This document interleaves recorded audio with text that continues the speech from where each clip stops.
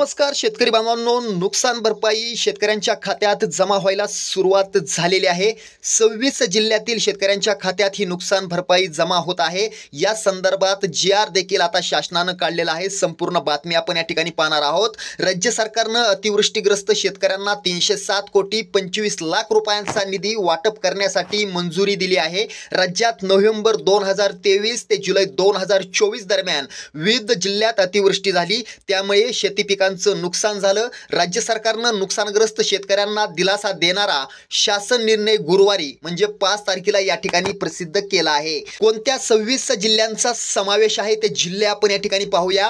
कोल्हापूर, सांगली, छत्रपती संभाजीनगर, जालना, परभणी, बीड, धाराशिव, नांदेड, हिंगोली, लातूर आणि विदर्भातील नागपूर, भंडारा, गोंदिया, चंद्रपूर, गडचिरोली, अकोला, यवतमाळ, बुलढाणा, वाशिम, वर्धा, तर कोकणातील ठाणे, पालघर, रत्नागिरी, रायगड आणि सिंधुदुर्ग या जिल्ह्यांचा समावेश आहे।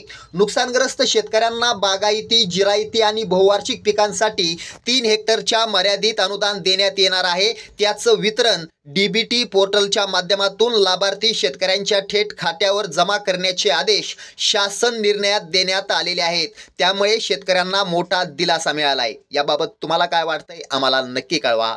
धन्यवाद।